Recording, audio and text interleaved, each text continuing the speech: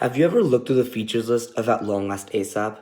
And the first names you see are Kanye West, Schoolboy Q, Lil Wayne, Miguel, Rod Stewart. You might recognize as Juicy J or Bones.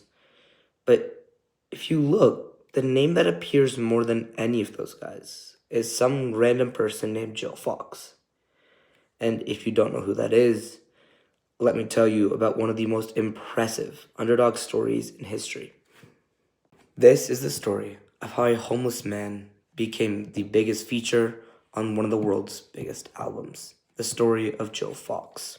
We're gonna live till it's time to go and take our place in that after show.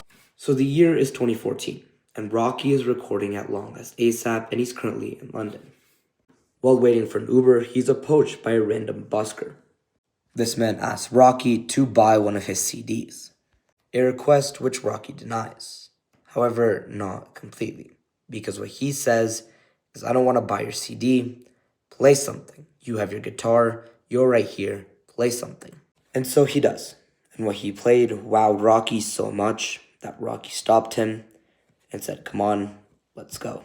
Results are extraordinary, because that random busker who came up to Rocky and asked him to buy a CD was Joe Fox, the man that later went on to be featured 5 times on At Long Last ASAP.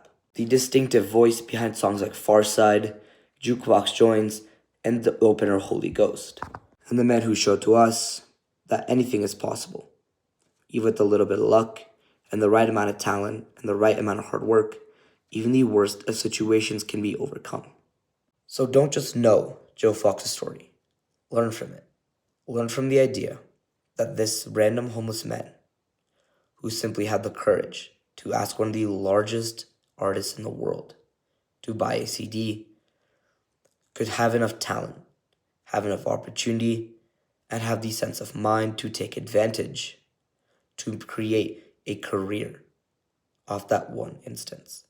And if you haven't already, I highly encourage you to look at Joe Fox's individual discography, because I love his work on Rocky's projects, but his individual work, like What's the Word, After Show, and Night Walking, are all amazing songs that I highly, highly, highly recommend everybody check out.